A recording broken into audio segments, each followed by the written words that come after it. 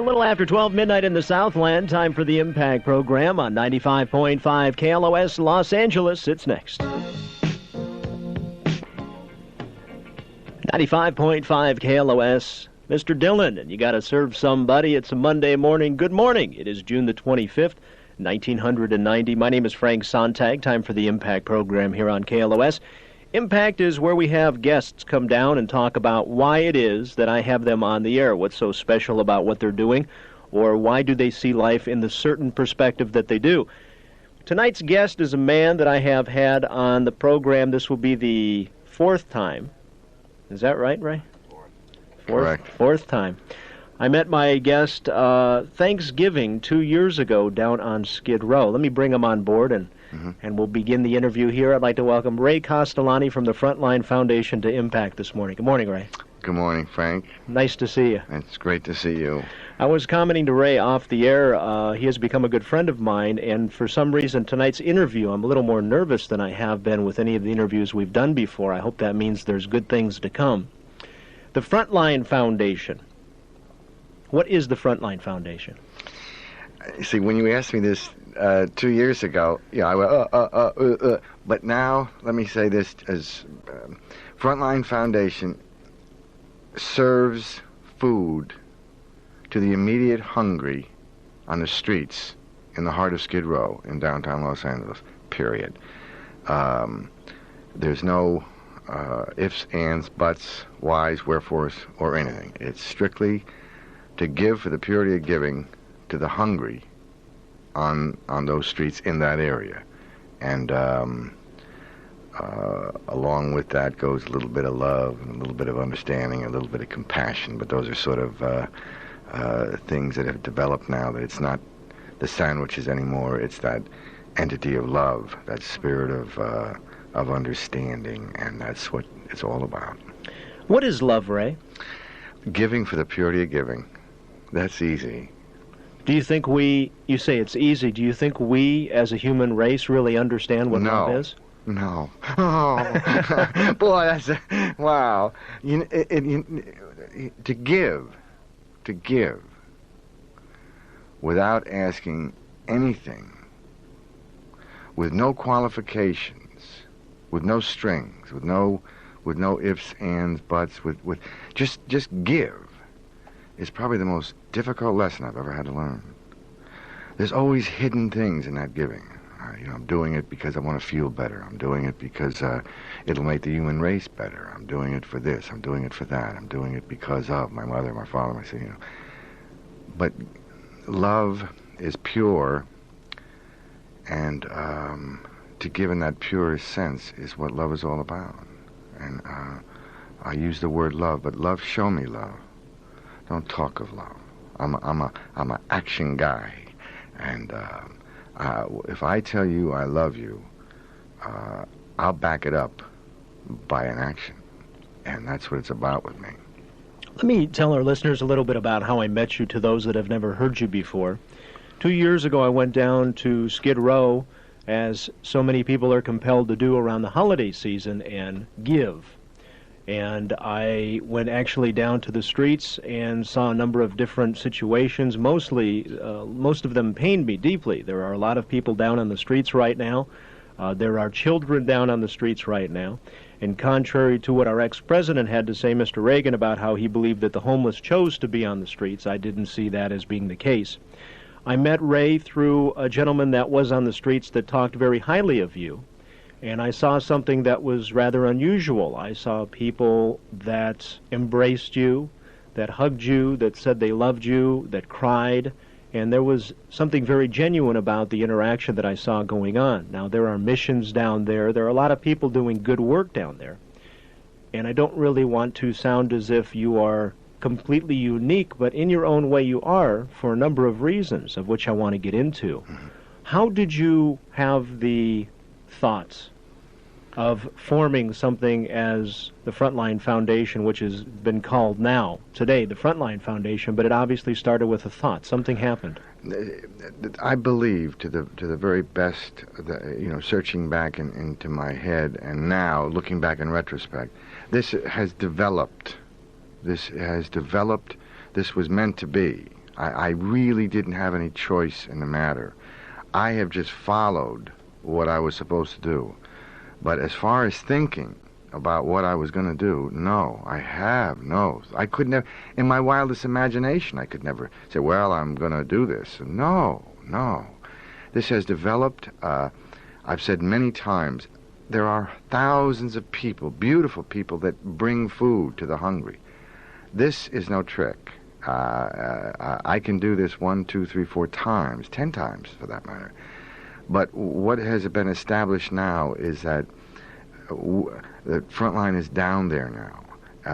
We have not let the people down. We have given food and love and understanding to these people that are hurt, that are heartbroken, that are downtrodden, that are sometimes hopeless and helpless, and sometimes have more courage than I'll ever have, and have more love than I'll ever have, and have more understanding than I'll ever have. I mean, this is not me giving to them; it's them giving to me, and to the people that, the volunteers that have now grown into immense proportions. And I want to say right here now, thank the KLOS and your listeners, Frank, because there are so many KLOS beautiful people that have helped me. But the volunteer group has had to have this energy.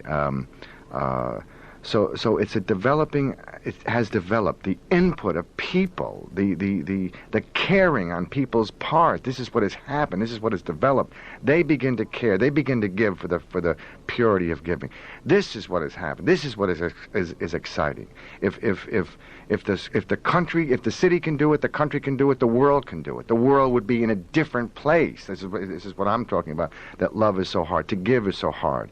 If everybody was to give and ask nothing in return, the whole world would change so quickly. But there's always those insidious thoughts, I gotta do this to get the money to do that, to get the money to do this, to get the money to, that has nothing to do with what I'm talking about, you see. So this has been developed through a process of something greater than myself. I call it God. I'm not a spiritual or anything like that. I don't have any religious affiliations or whatsoever.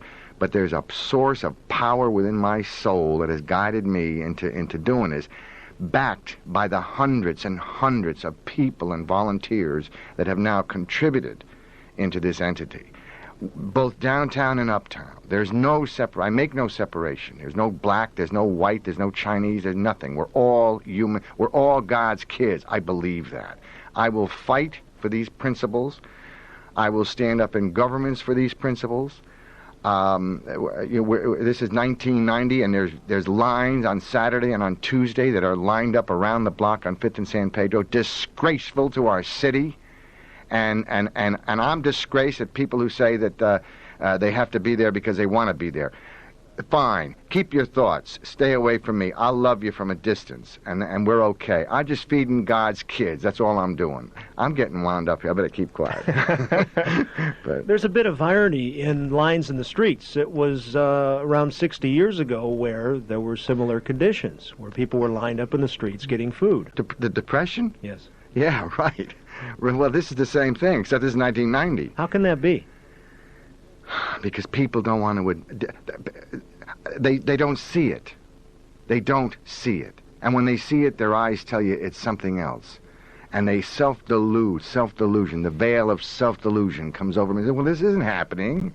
This isn't happening. This is Los Angeles, a major city, metropolitan city.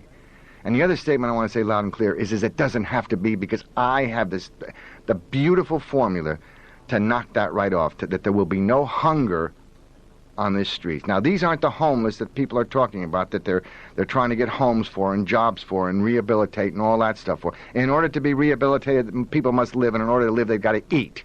It's just that simple. And there are thousands of people going up, living off the society, living off our society on welfare and all this other. That's not what I'm catering to. I'm catering to the hungry that'll die for a sandwich or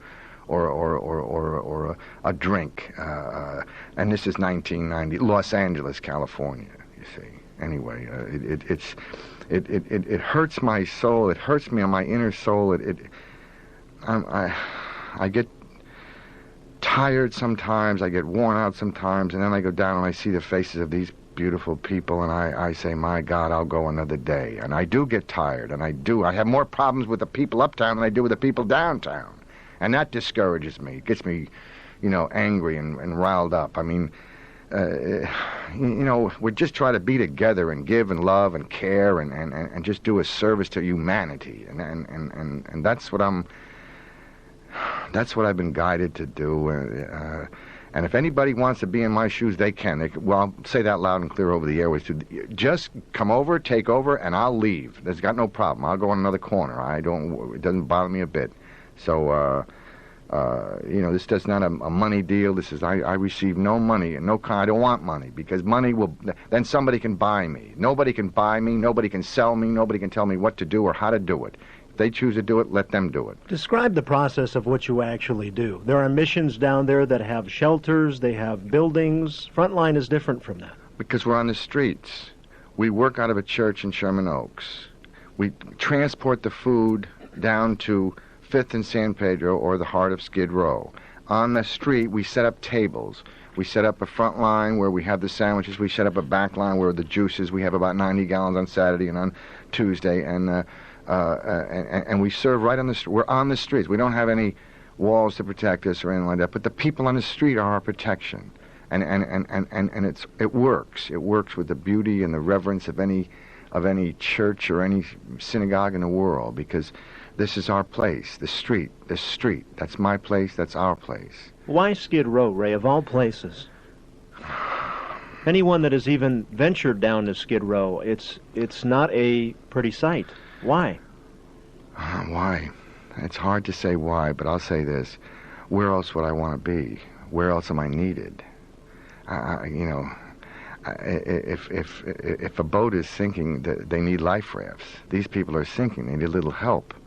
And that's all it is. Take a little edge off. Help them a little bit. Help God's kids. Help humanity a little bit in a horrid area. Sure, they're afraid to go down there. Fear is a big crippler anyway. But they don't need me in Beverly Hills. They don't need me in Van Nuys or in I can't form a line there. If I bring my truck and to Van Nuys or some other, but I could stand there for hours and not get rid of my sandwiches, not get rid of my food. But downtown, that's where it's needed. That's where it needs the help. They talk of the homeless. They talk of them, the millions of dollars that's spent for this. It doesn't have to be. It really doesn't have to be. I mean, that's another fallacy that I'm doing this on nickels and dimes and just recently, Noreen, who just innovated this whole, which excited me from last week. I was depressed there. I was depressed because I felt so alone. People don't say, how you doing? I felt so alone. I felt, it's just too hard for me. And food is getting scarce. And I keep seeing the faces and the hands of the people down there. And I haven't got time to do this and time to do that and time to do this. And it's like, and then all of a sudden, Noreen went out and put this thing into took an action, and all of a sudden the food was there. And then your friend, Carmen Garcia, came in with a thing from 60 or a couple of hundred cans of chili for and it began to work. And this other guy went out and got some more. And all of a sudden, within 2 or 3 days of this food, this guy said, I got excited. I got excited because I had something to give back again. I had that. Maybe I have a supply for food, and that might be the last link in the formula that would make this thing work in any city across the country. Do you think people in general see the homeless people as different from themselves? It's like they'll see a street person and it's like, well, they're obviously have some problems, but they can't relate to them, or they choose not to relate to them because of fear or whatever the case is. Well, that could be true. They probably too. The homeless people could look upon the people that are looking upon them too as kind of wacko. They go to the shrinks and all those other people. You know what I mean? Sure. And so I mean when you see, I don't see. There's no segregation in my head. I don't see a person that looks disheveled. I look at the person's eyes. I look at their heart. I look at their soul, and there isn't any. There's heartbreak there. But there's also heartbreak in the people in Beverly Hills. I mean, humans are humans. See, there is no segregation with me. I cannot segregate people making $250,000 a week and somebody making nothing a week. They're both brothers. They're both sisters. They're both humans. They're both God's kids. Why separate them? I don't separate them. But I'll fight for the principle of giving with no attachments. That's all I stand for. And I think that maybe if people looked down at a fallen brother or a guy on the street, maybe he's high on drugs. I mean, there's more coke going on in the uptown areas than there is in the downtown areas. But people will say, well, they're there because they want to be there because they're all drugged out and all that. Well, they're all drugged out too up there in the other parts too. See, they segregate all the time. I mean, with specialization. Everybody's a specialist. Well, I'm not a specialist. I care about I learned how to care, and I didn't learn how to not to care. I learned how to care. I learned how to give for the purity of giving, and that's what I learned. I don't know anything else. I really don't know anything, Frank. I wish I could say, elucidate and say, well, psychologically, but I don't. And that's. How did Frontline start, Ray? It started on a. It was a thought that was way up in. It wasn't even way up in near close to Oregon, because I really was running away. I don't want to say running away. It's the wrong word. I really was finished with Los Angeles. I was done. It was a wrap, and I wanted out. I wanted to change. I wanted to. And I was doing what I thought that my God, as I understand him, wanted me to do, and I did the best that I did, and. But I was tired again. I was beat by the hypocrisy of people and by the everything in life for me that was. So I just got rid of everything. I severed all ties, and I got in my truck and I went north and I just kept asking for direction, and it was not a pleasant trip. It was not one of those nice trips where I get in the car. I didn't have any money, and I eating out of the back of my truck and sleeping in the back of my truck and, asking for directions, saying, this is what it is. I'm 50, I think it was 3 years ago, this time. I'm 50, let's see, I'm 57 now, so it was 50, I was 54. I'm a good-looking 54, folks. Anyway, and it was just... a feeling came over me that I had to go back to Los Angeles, and that was where probably it began, and an inception of a feeling, and I knew for not what reason I was to come back for. I really didn't, and then it began to formulate and kind of kick the idea to go down and serve food. I had been going to Skid Row. I've been familiar with Skid Row. I don't want you to think I just wound up down there. I was familiar with it. I had been. Participating in areas down there, as a street person, before I left, because I wanted to get close to what reality was, the realness, the trueness, and so I had been down there many times, unknowns to a lot of people, and not too many people knew I was doing what I was doing. In fact, I don't think anybody did, and so it wasn't as though it was foreign to me. So when I went away, the thought, or the which now was the thought was inspired, and I acted upon that in a slow way, because every time I thought I was supposed to go back to L.A., I didn't want to go. I went north, kept going north, and the feeling kept getting more prevalent. I kept going further north, and finally I gave in and said, okay, I'll go. And then I laid outside of 1,000 Oaks for about a month and a half, maybe, just refusing to come into town. And then the idea to go down to Skid Row, I said, no way. And I said, people are going to think I'm crazy anyway. And then I went to that church and I asked Becky, and I said, it's a silly thing I got to do, but you're just going to do it once and something like that. And then she gave me the key, and that I got permission to use the kitchen. And then I asked two friends of mine, or three actually. We met one at a coffee shop, and We went down. I never dreamed that... So you had planned on it just one time? Yeah, that's not the... Like I said, that was not the trick. And here it is. How many years later? This is 2.5... Well, yeah, a little over 2.5 years later. And how many meals have been served down there? You're not going to believe this. I mean, this is something that staggers me. As of yesterday, 145,000 meals have been served on those streets off the back of the truck. And the next question is where do you get the money for that, Ray? Where do you get the food for that, Ray? Where do you get... Well, that's the miracle, Frank. That's the miracle. That is the miracle. I'm just an example that it can be done. That's all I am. That's all I represent. That's all.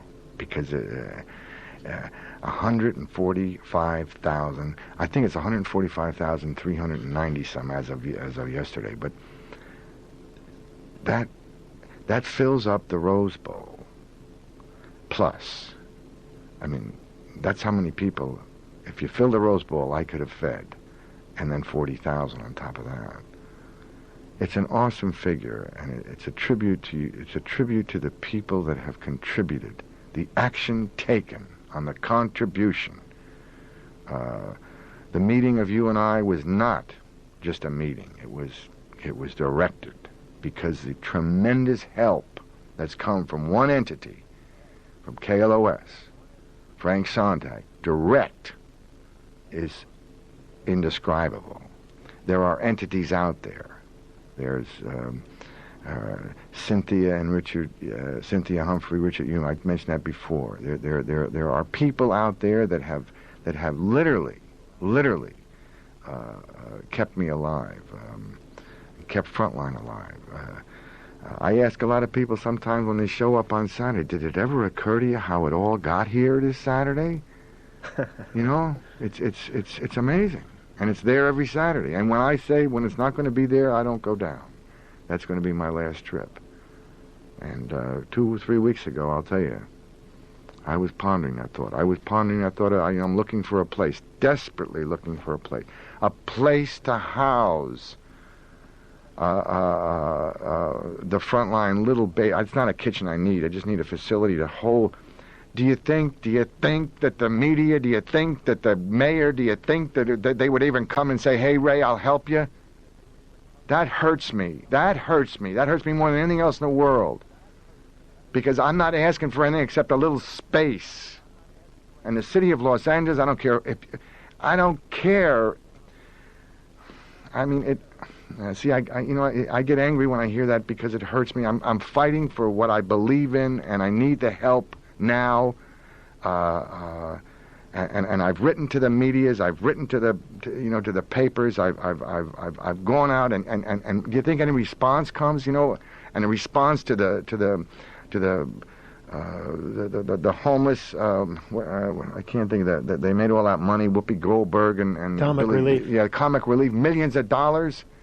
I mean, I'm on the streets down there. I'll show the people what we're doing. And the people on Skid Row will show us and tell them what we're doing. The money that I get, 90% of it goes down, or 85% of it goes down to the food to Skid Row. 85%. I'll take any individual with me downtown with me.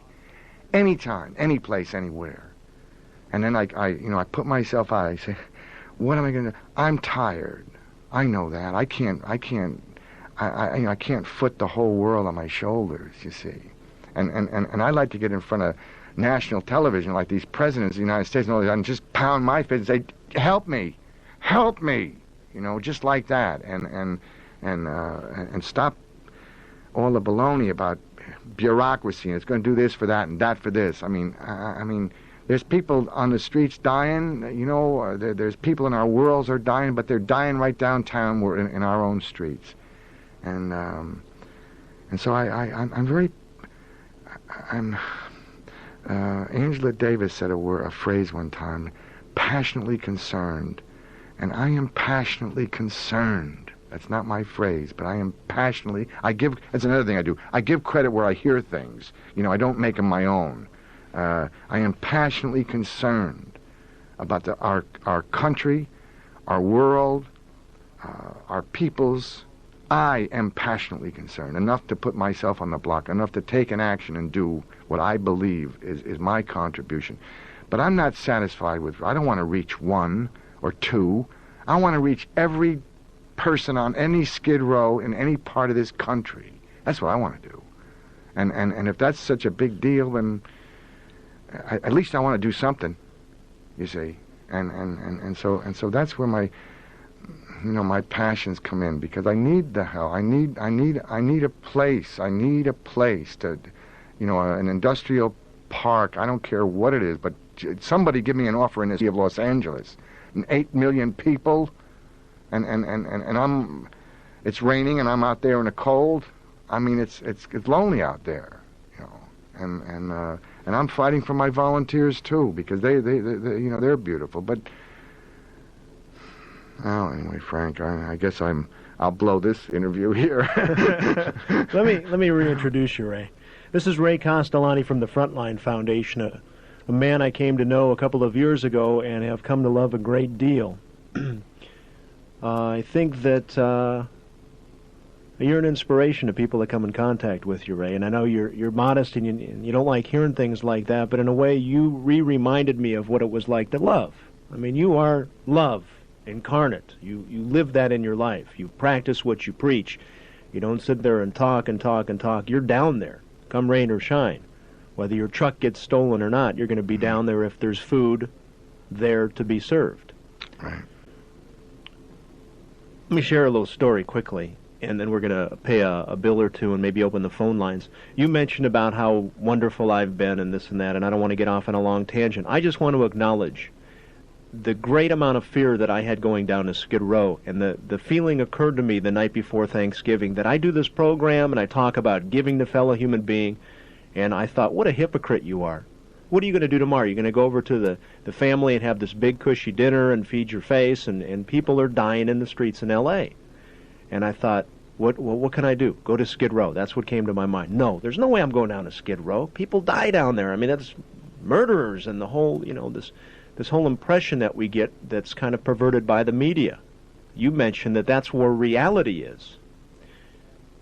I risk the fear, and the question I want to pose to you is in two parts. What can people do to confront their fears, number one?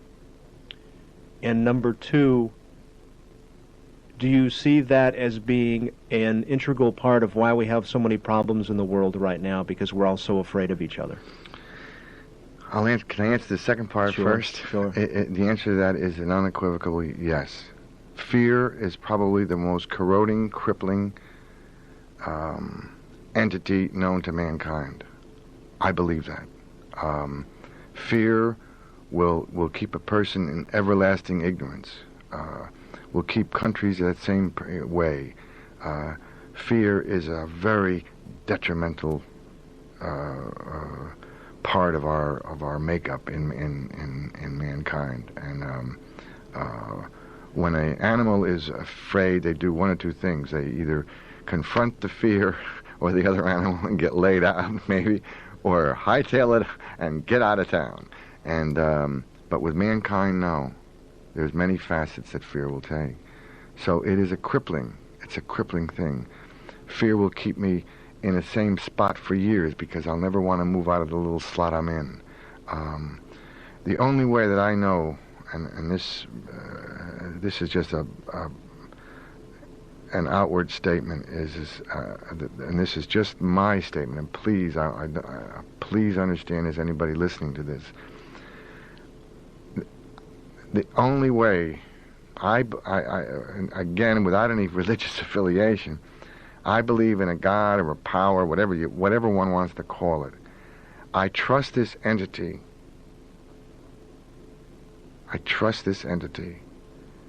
And by trusting that entity, I have no fear. So I walk, and I'm going to say this loud and clear, with no fear. And sitting right here in front of you tonight, Frank, I am not afraid to die. I'm not afraid of anything. And that's where it is with me. And I'm not afraid to express that. You ask, those are kind of, you don't ask that question last time, but that's a very poignant, very piercing answer I'm giving you here, very simply. And I have no fear. With that allows me the word freedom. And with freedom, I can do what he wants me to do. Our focus into planting acorns. And focus. I can direct my total line of thought into one thing. Because you see, I have no deterring factors. I have no fear. And that leaves me a free man. And that's where it is with me. Remember, please, nobody follow me. But this is the way it is for me. With this, I'm able to generate this giving because I have no fear of loss. See, that's why I say the crippling thing is fear. I cannot give if I'm afraid that if I give to you, I'm going to lose something. Or I might not have enough for myself. If I have $1 and I don't have any money left, give it. See, there's no problem losing $100,000. I mean, there's a problem losing $100,000, but once you're down to zero, you don't have any problems anymore. It's amazing how it works. Depressions are great with $2,000 in my pocket. When you don't have anything in your pocket, they become a more tense depression. See, it's weird the way it works, but fear is a crippler. Faith and trust in my God, as I understand him, is the answer. One last one, and then we got to pay some bills. Where does faith in fellow human being come into play? And the power of the individual when we risk delving down into our soul and giving for the sake of giving? See, when I am set, when I am structurally set in the path that I'm in, nobody can let me down. I can give to you without having any fear or worry that something's going to happen, because my structure is okay, my being is okay. It's only when I am not. I don't want to say the word centered. It's only when I'm not, when I'm off my track, when I'm low on faith, so to speak, with myself, that I lose it with you or with people, places, and countries and worlds and anything like that. I see, giving, if every country gave, if every city gave, if every person gave of themselves, they don't have to give money, just themselves, just love, just a handshake, a how do you do? Wow, what a world we would live in if everybody woke up and says, God, all I want to do is just be kind to my fellow man, without cheating, without cutting them out, without self-delusions. I mean, woo, those are things that are see, I have no self-delusion. I see what really is going on. I see it with my eyes, and I tell it. I'm not afraid to tell it. They can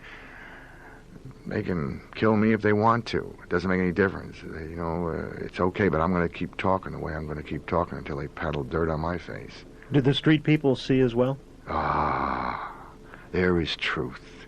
There is truth. They have nothing to hide. They are so beautiful. They're so close to God, they don't even know it. Because they're truth.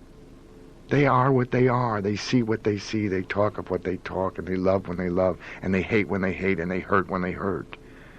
There's no self-delusion. Don't have to be. You're at the bottom. You don't have any money. There's nothing to worry about anymore. That's beautiful truth on Skid Row. Beautiful truth. They teach me so much. They teach me how to love even greater than I've ever loved before. They teach me so much. They give to me so much. They make me cry.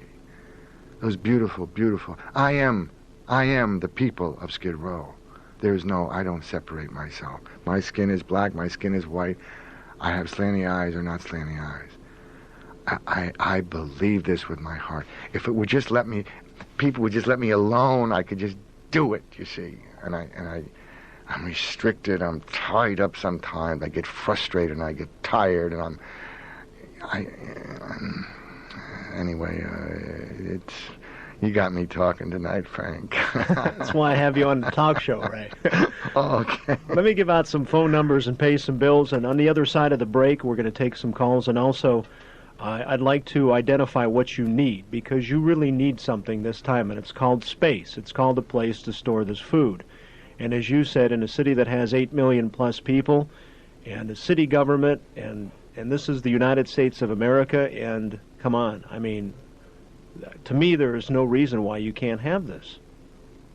So we'll see if maybe our listeners can jump in, and I also want to talk about what is so special about Frontline from my perspective. If you'd like to be on Impact this morning, the phone lines are going to be open any moment. You'll talk to Jeff McMurray. He's our program coordinator. And the numbers are as follows. Our main line is always in the 213 or 818 area code 520-KLOS, 520-5567. The phone lines are open even as I speak. If you're in the Orange County area, 714 area code, the number there is 977-KLOS. In the 805 area, 629-KLOS. And if you're in San Diego and you have any questions or comments at all about anything we've talked about, the homeless issue in general, be my guest on Impact this morning in the 619 area. The number there is 570-1556 or 5701-KLOS, and we'll be back with more. Attention, please. 100 North Tustin Avenue, where I-5 hits the 55 in Tustin. Super Shops, Tustin. Don't you miss it. Later on today on Sports North, you'll have a chance to score a pair of tickets to see Phil Collins' final sold-out show at the Forum. Call up and talk to Todd Donahoe, and he's going to give you those tickets. Also, Bob Coburn is our host for Noontime Nuggets every weekday at noon. Bob cues up some great old stuff. Monday he plays the blues. Friday he plays some new rock and roll as well. Noontime Nuggets every weekday at 12 noon with our very own BC. Also, if you're thinking about going to the movies, don't go out until you call the KLOS movie phone. The numbers are in the 213 or 714 area code, 77-FILM. Actually, 777-FILM. 3 sevens there. You get info on hot upcoming films like RoboCop 2 starring Peter Weller.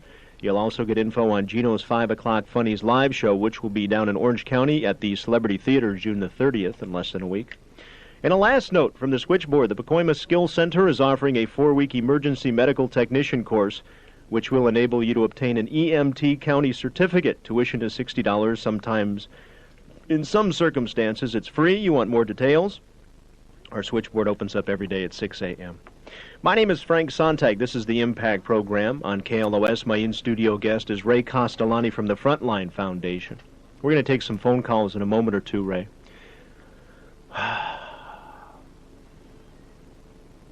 The planet needs help. Bad shape.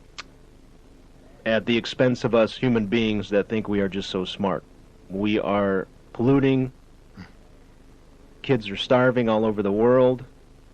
It is not a testament to how intelligent we think we are. Those that are conscious and aware and want to make a difference can write a check off to Greenpeace and drop it in the mail, or do this or do that along the lines of donations. The one thing that is completely different about Frontline is that you can actually go to the front line and experience it for yourself. Talk a little bit about what goes on down in Frontline. The actual preparing of the food, or from the preparing of the food to actually being down in the streets. We have it's a whole system now that is really beautifully orchestrated, and we have a tremendous volunteer group that comes in.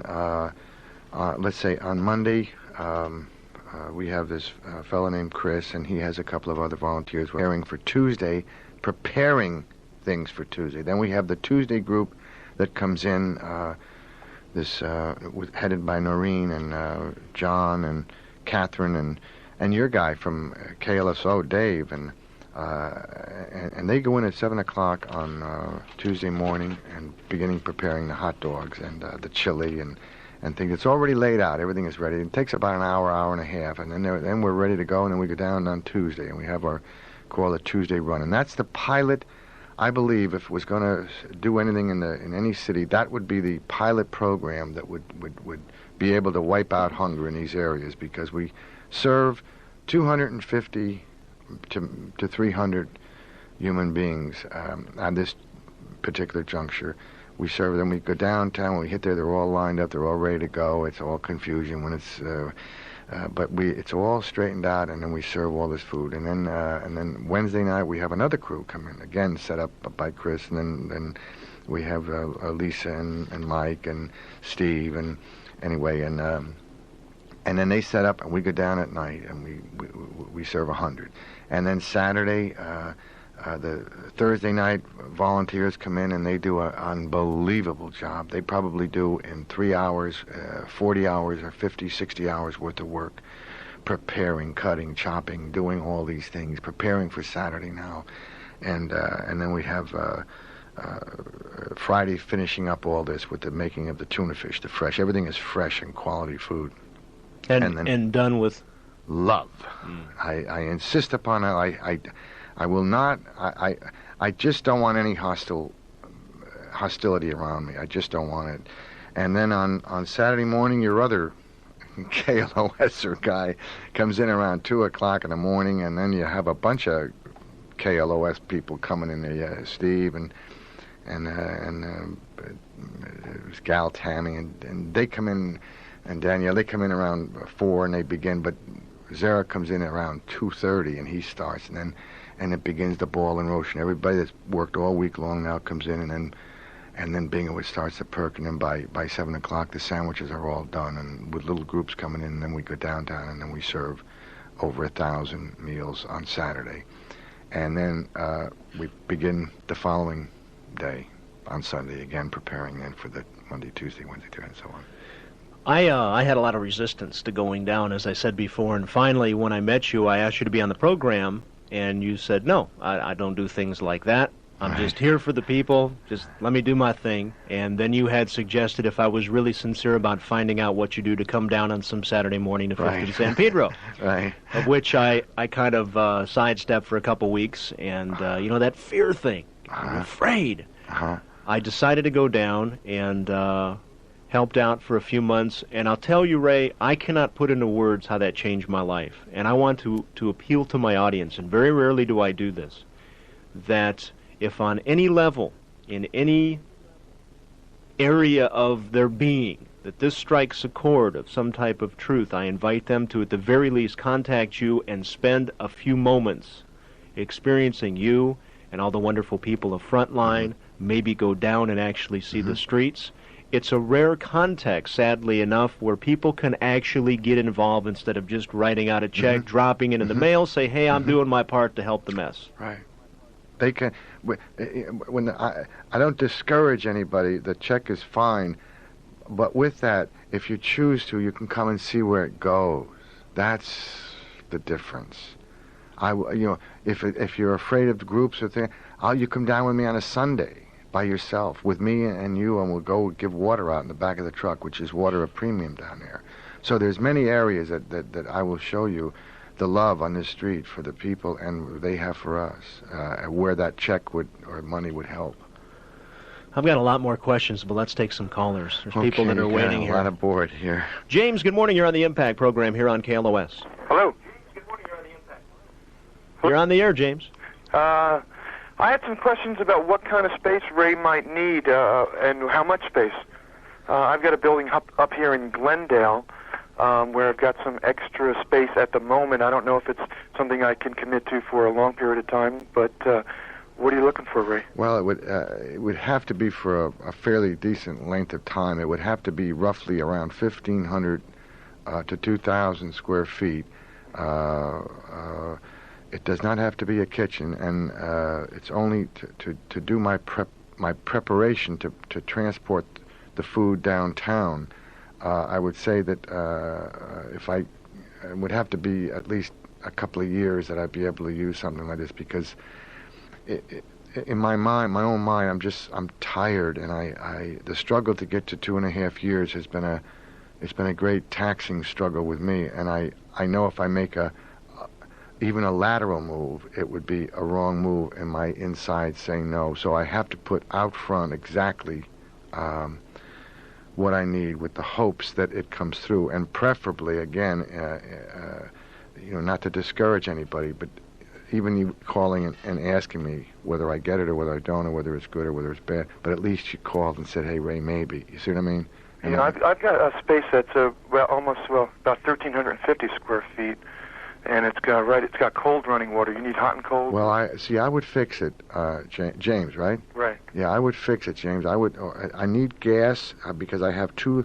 I would put two, the stock pot burners. They would go in, and also I would put a sink in, and electricity for my refrigerator and freezers. And I would put a hot water heater in. I mean, I have enough manpower and people that know what to do that we could make it work. And I also have tables that would, I'd be able to use. So I'd be able to, fix it. Well, does it need to be downtown, or is No. See, preferably Glendale. I don't know how far Glendale is from the valley, but I don't think it's too far. It's but closer to downtown than anything out here. It's right next to Pasadena, sort of. Next to Pasadena, yeah, that might work. Yeah, I've got my lease here. I have a lease on the building for approximately 2.5 years from now.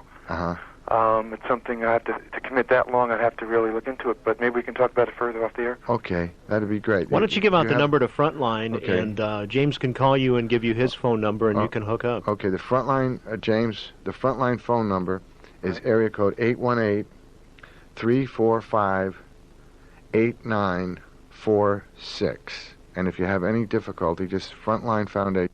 Lisa? Yes. Okay. Is your radio turned down? Yes, it is. Okay. Okay.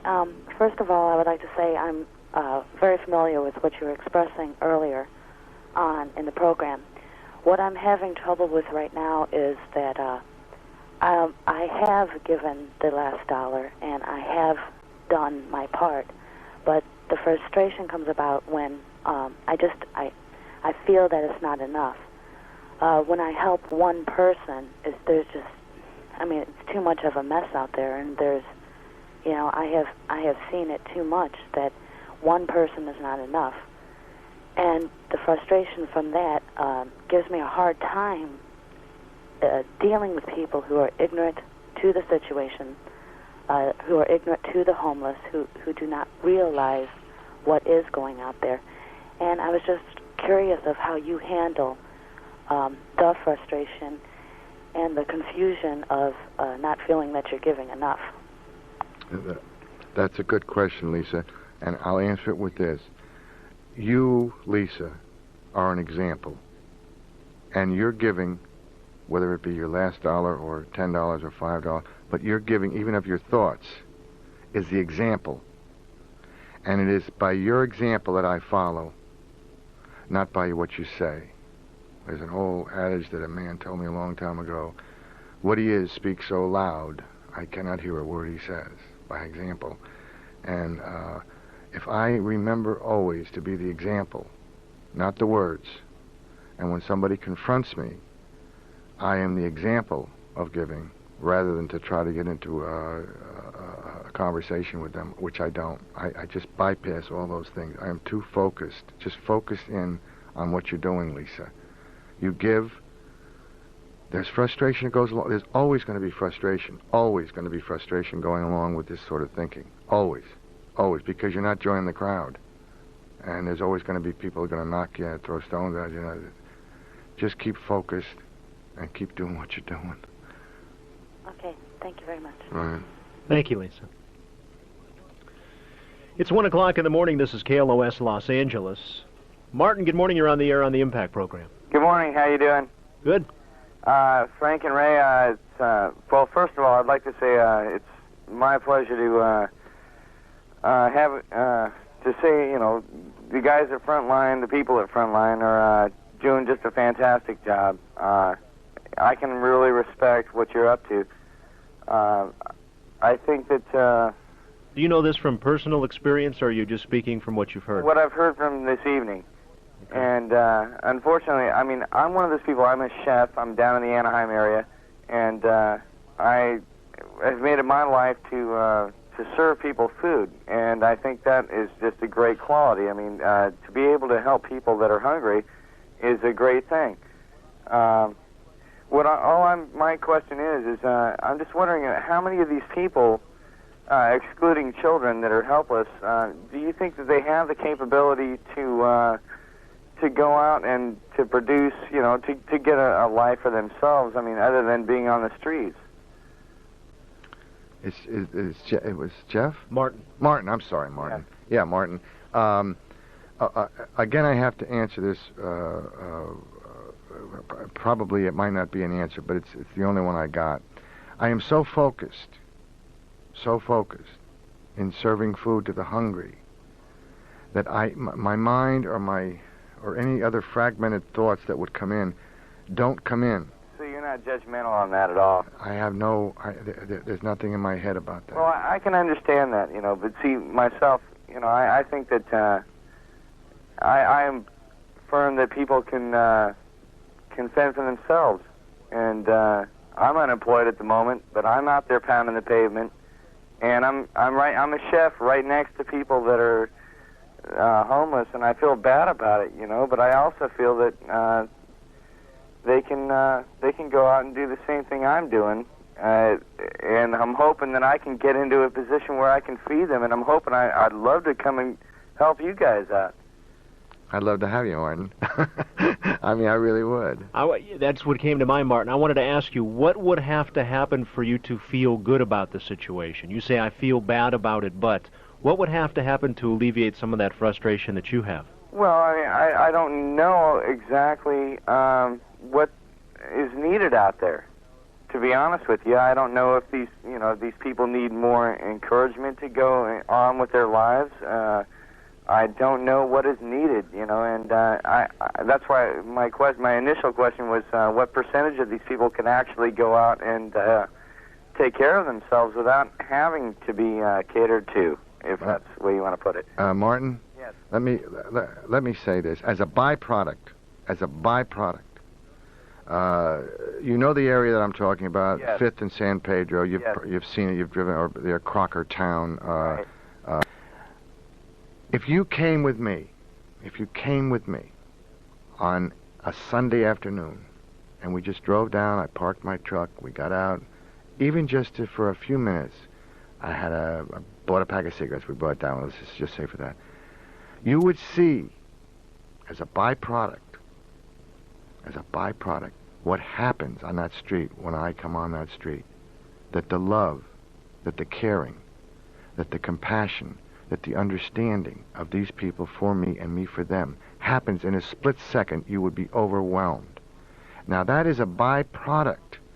I don't know how many people have left there and gone on to other spaces or helped other people or done things from a result of that. I see with my own eyes what has happened when I'm down there. You do see potential. Oh, I mean, anybody can see that. When you have people that have no hope putting their arms around me and hugging me and saying, Ray, I love you, my God, when was the last time they said that to anybody?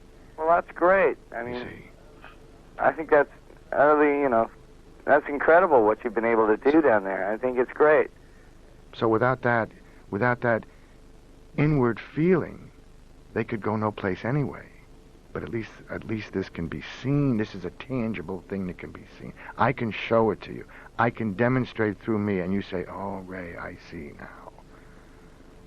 And I'm the one that brings the food, but you see, it's not the food. It's much deeper than that. Anyway, I hope that helped you, Martin. Martin, I thank you for your call, and I hope you do contact Ray and get involved. You'll be amazed how your life will change, let alone the impact that you'll have on other people as well. We've got some more calls to take. I'm frustrated, Ray. I'm frustrated over here, and I'll tell you why. I admire you greatly. I mean, I have really never met anyone like you. I'm frustrated at people's own perceptions of who they are, how they're empty and they don't make, they're just one person. You're one person. Mm-hmm. I'm frustrated if we can only just find out how powerful we are and how much we really can make a difference. And through a medium such as love. That's it. We can change everything. Right. You believe that? Totally, unequivocally. I mean, I do not deviate from that point of view. I will not, I cannot, I won't, even if I wanted to, I couldn't do it. Because I see it, I've seen it. And now it's time for me to to do it. See, there's a difference between talking and walking. There's a difference between saying things and doing things. I am not a talker. Words are, I'm talking to you tonight because it's a talk show, but words are nothing. I must back up what I say. I must back up what I say by an action. And that's where it comes from. It's the act of giving. It's as spiritual as I'll ever get. I believe that. To give for the purity of giving. There's no mystery involved in that. You don't even have to go to school to learn that one. I'll give it to you all for free.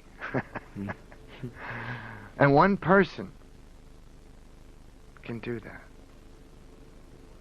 One person. There was one person for me. I saw. I want to be like him. And then there's 2 people that are like that. And there's 4. So there's many people. You're like that. You have a group that is, when I walked into your group several months ago, that room was packed with love. And the vibe was powerful. I mean, I was flabbergasted. I loved it. I loved it. Now that's they're all giving out that love. I went to the park today where there's a bunch of dogs, and it's amazing. All the people were not hostile except one, and I let him go. They had all these animals, and everybody was happy. Anyway, yeah, love is the answer. Love. See, they should have classes in understanding, compassion, tolerance, love, and they should and put these and just talk about these things. They don't have classes in that. They've got classes in the psychotherapy of the drama of the Huda Hawa and here let's have a class in understanding. Understand my fellow man. Care for my fellow man. Give to my fellow man. Well, there's no classes. There's a give to my fellow man number 1. They don't give you credits for that at USC. That's for Noreen.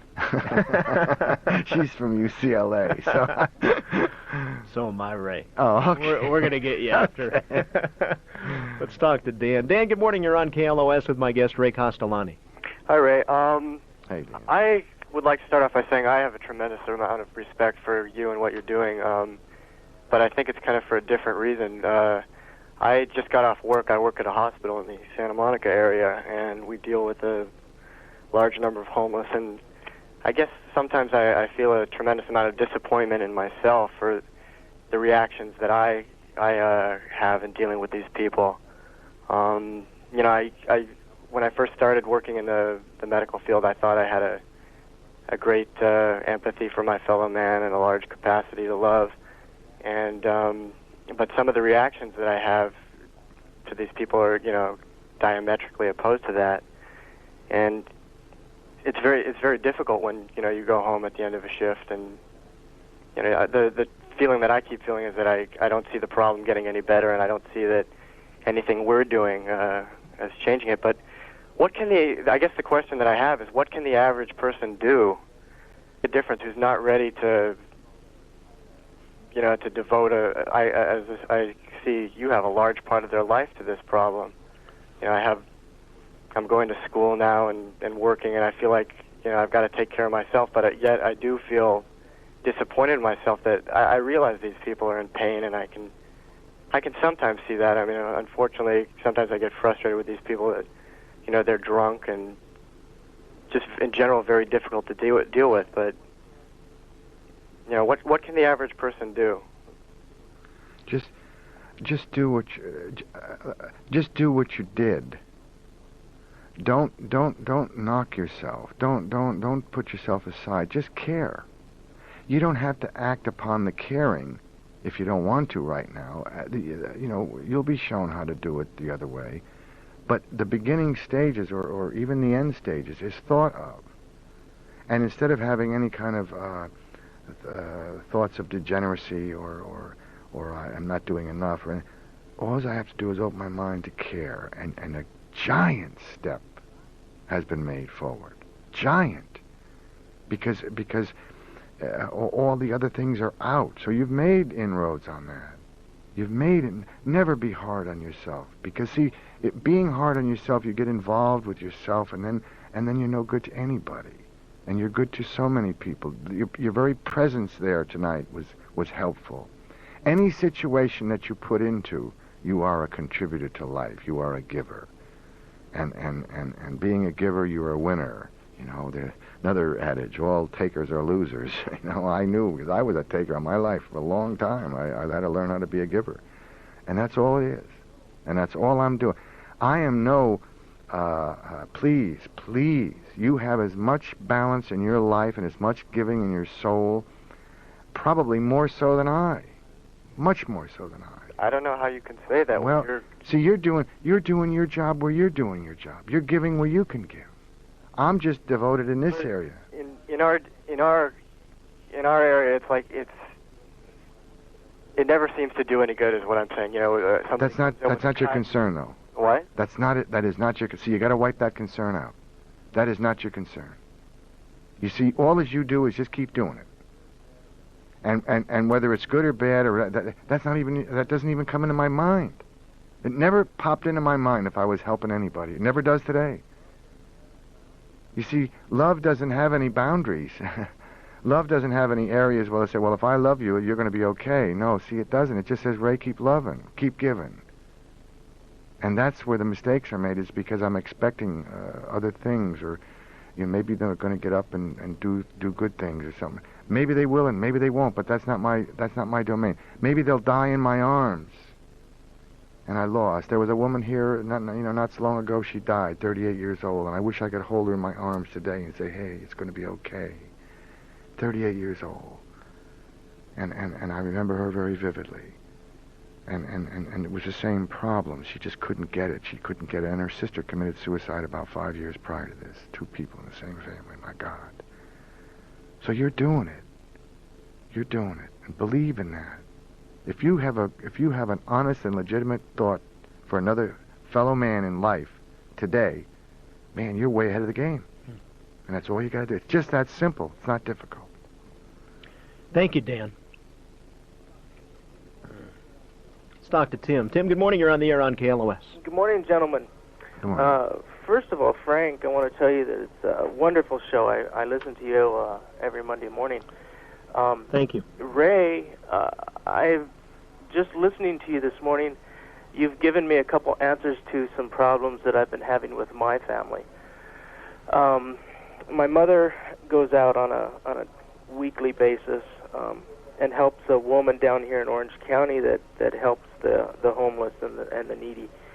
And my father's done the same. He's taken a lot of time off from his own job and gone out and done this.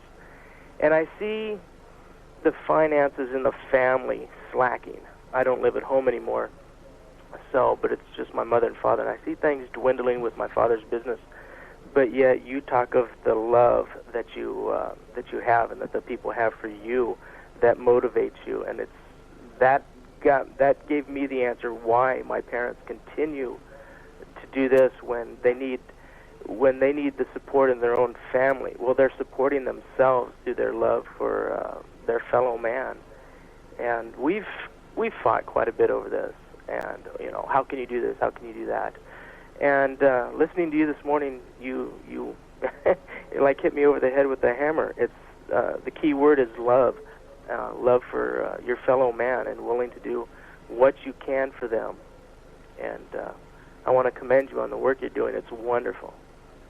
Thank you, Tim. Well, gentlemen, I've got to go to work. I'm going to listen to the rest of the show, and good luck, Ray. Thank you very much. Thank you for Bye-bye. sharing. Thank you, Tim. We're going to take a couple more phone calls and wrap it up a little bit here. 10, 15 minutes, you're going to be gone. You're going to be out of here, and then I get the deal till 4:30. You just, I don't know. Talk a little bit about when your truck got stolen and what happened. The morning that my truck got stolen, my stomach just went out. I that's all I got.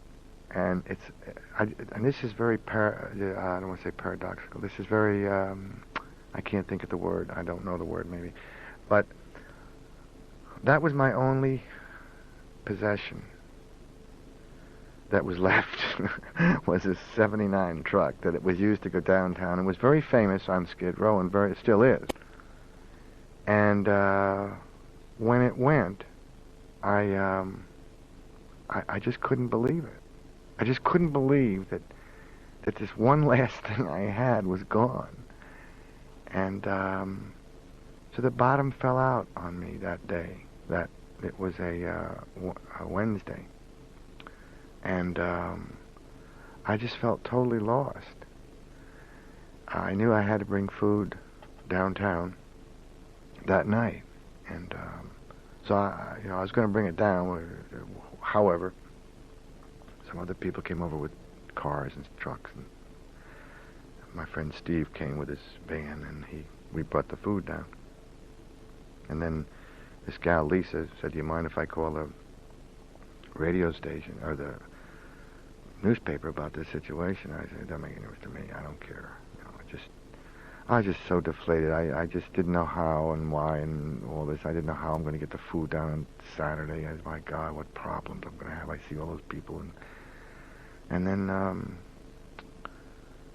Ken Cooper from KZLA picked up the story that Friday. This was now, it broke on Wednesday. Picked up the story on Wednesday, I guess it was. Yeah, Wednesday. And then on Friday, they delivered me a brand new red truck. We call it Little Red. It's a smaller truck, but it was a devastating, it hurt very deeply. I got it back. I drove here. I drove everybody down. And it's only used now on Saturday. That's another thing. We use a little truck, and I see all these other trucks. I say, wow, boy, could I use, larger truck to make everything easier? But everything has been so hard, so hard. And yet 145,000 meals have been served. And it still has to be the hard way. The next people is going to have it easy. And also, Noreen is putting in book form, the whole mechanics of Tuesday, the serving of the food to the people, that I'll be able to present it to any city in the United States of America, any major city, because the minor cities don't need it. And that's a very exciting thing. And now with the innovation that Noreen also did with the food, this food thing that's happening, I think it's the last link. And if a city or a major city is interested for this is free. I'm giving it to any city. Remember that. Giving it to any city. And it works. And I'll give them my books, they'll be staggered at how much it costs. I wish I had the figure. I should. The next time I'll give you all the figures and show you that it takes about $3,000 to $4,000 a month to run this whole thing and serve 6,000 people, and that's everything. And I defy any organization in the world to say that statement. What do you need for food? If someone wants to donate some food, what do you need? I know you need specific items. That's it. I go for a specific item, one specific item, and in this KLOS is a big organization. If I was to say one item, boy, I better pick one that's good. One item. How about pineapple juice? They love pineapple juice downtown, and any can of pineapple juice I'll accept with open arms. And you can bring it to the church in Sherman Oaks, the United Methodist Church in Sherman Oaks, and or however, call me and have little spots where I could pick it up. And I can't be running around town, but anyway. Anyway, anybody wants to get involved, they can call that phone number? Right, yeah. 818-345-8946. And that's I don't like sending people don't go to the store and buy a lot of canned goods. Just one specific item. That's the whole message that I got with my pantry that's being created. It's just if 100 people give me one item apiece, one item of the same, I can serve the people. If 100 people give me a different item, I can't do anything with it. And that's the secret about the food. You've learned a lot of secrets, right? I don't know. Let's talk to Marshall. Good morning, Marshall. You're on the air on KLOS. Good morning, Ray. Yes, I Marshall. appreciate what you're doing. I'd like to make a statement, and I have a couple of short questions.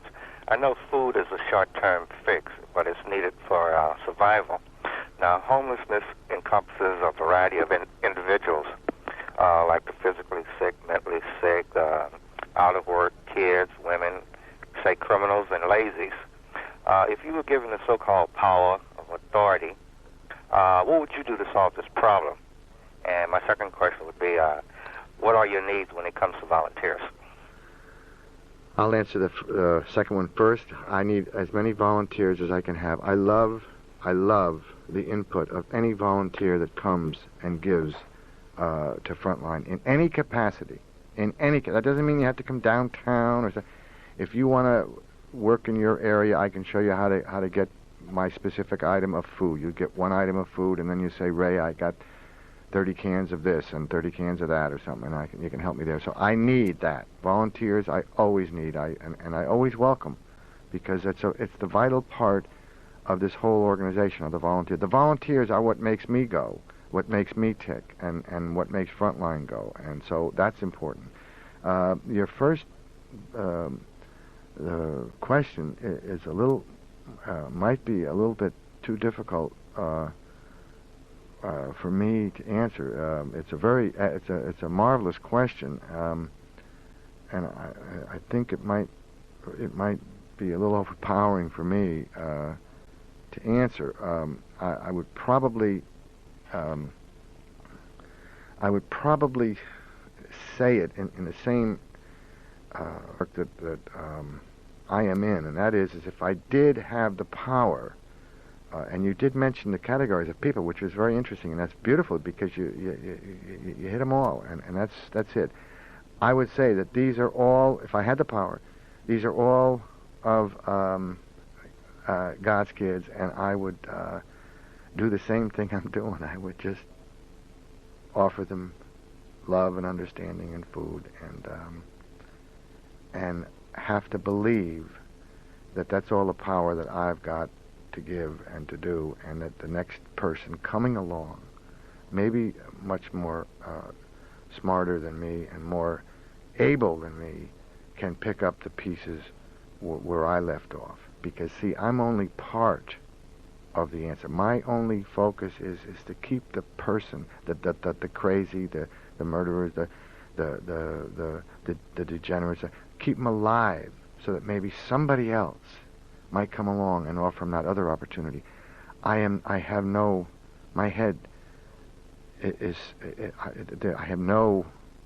even schooled in those other areas. I am only schooled, and I can end hunger. And in order for them to live, I've always said, they have to eat. So I can only take care of that part. I don't think that answers your question too good, but yeah. One last question. Do you have a number to call? Area code 818-345-8946. I give my post. Thank you very much. Thank you, Marshall. Phone number's good. Phone number's okay? Yeah. Okay. Let's take one or two more calls. We'll wrap it up. Mark, good morning. You're on the air on KLOS.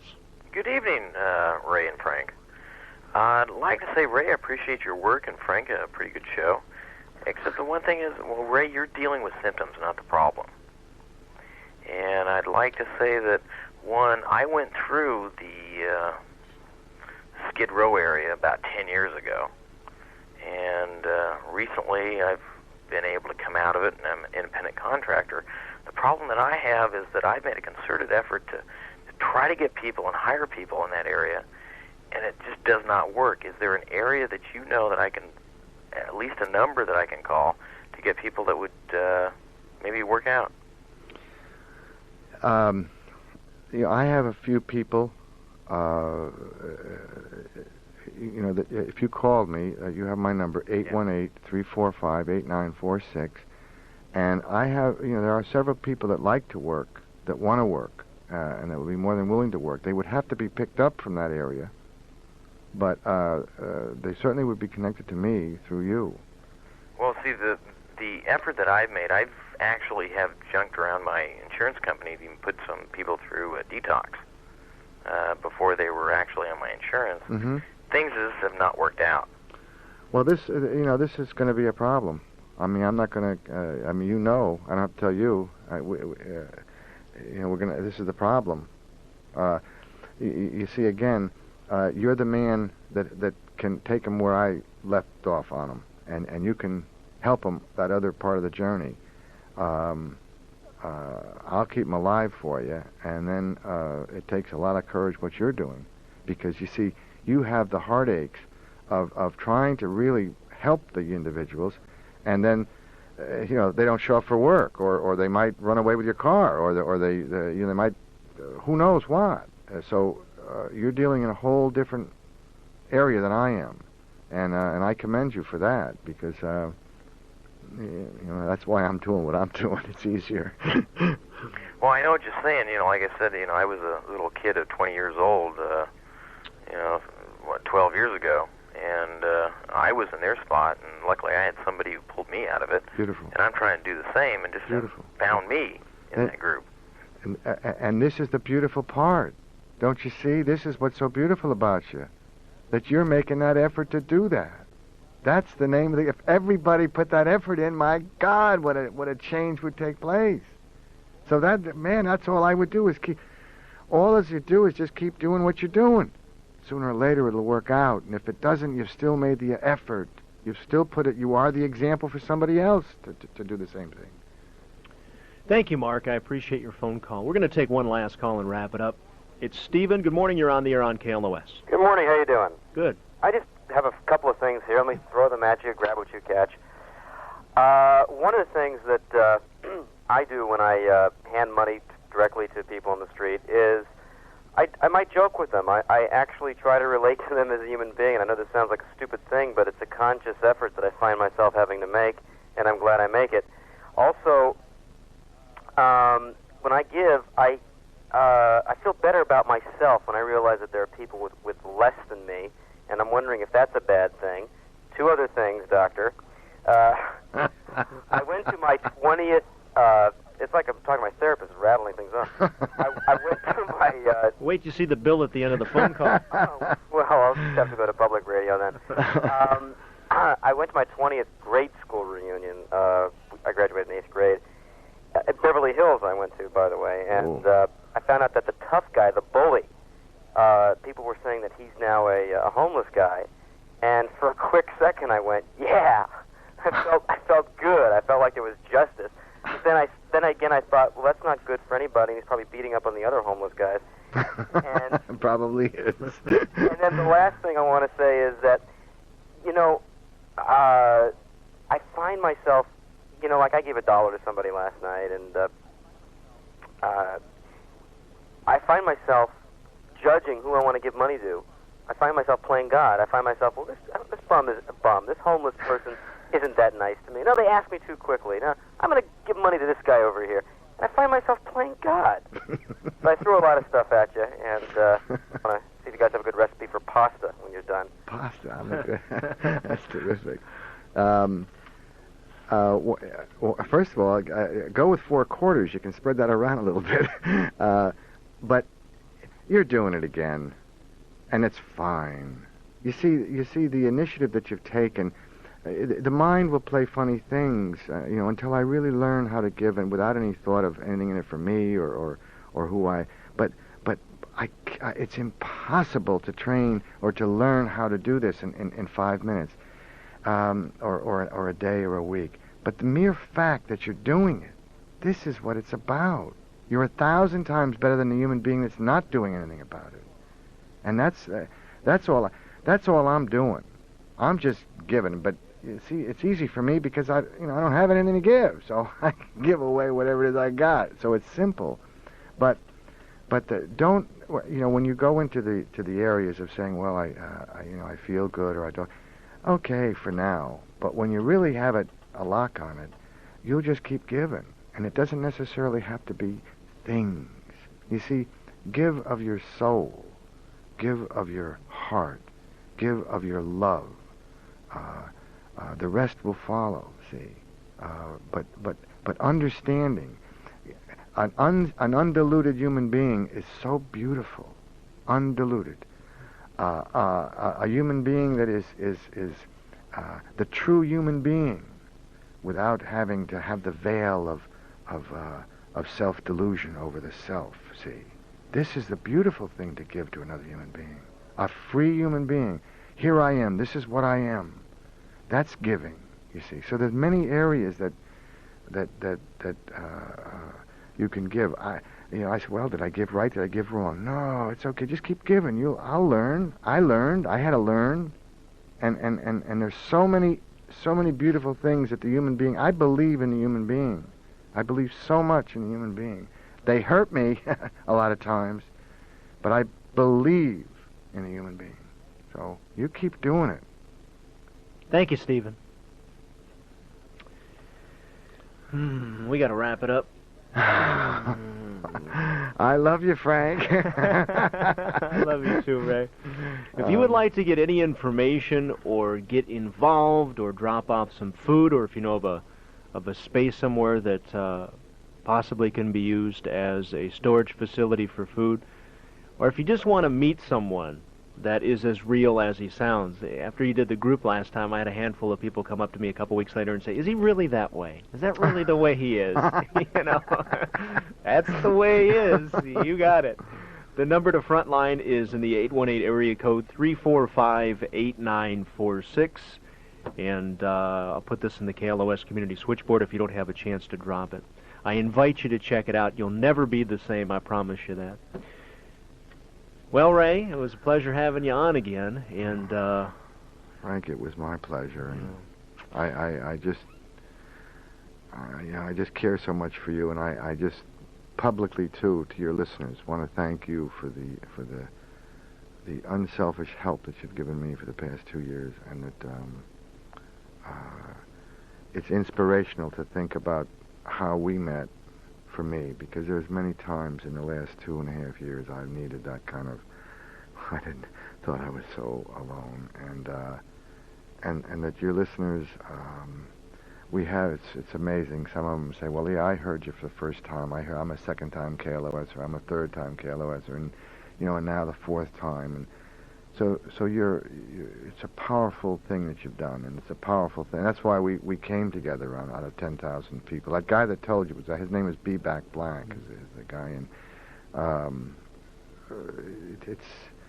it has worked, and the power that you've bestowed on me has been beautiful, and the faith that you've had in me too, and I thank you for it. So. I want I want your listeners to hear that. Well, I second that. I really, I have a very special audience that listens to this show, and it's an honor for me to come in here every Sunday night and do it. And people say, "You're in the middle of the night. Oh gosh, I'd like to hear you, but I have to get up and go to work." That's okay. The people that listen to this program are definitely out there making a difference, and I hope that if it's the first time they've never heard you before, or it's the fourth time. Even if they don't even contact you, as you have taught me, even if they think about you in the course of a week, that's what it's about. That's all. Yeah. That's all. And that's the main thing. It's the thought processes. The actions will follow. Can't contain that thought too long before I got to do something. Thank you, Ray. Thank you, Frank. Thanks for being out there doing what you do too, and everybody else that helps. I know you've got a lot of help. Without them, I'm dead. Without the boys downtown and the frontline people uptown, it could not be done. People like you. Yeah. So. I love you. I love you too. We'll be back with more. This is KLOS.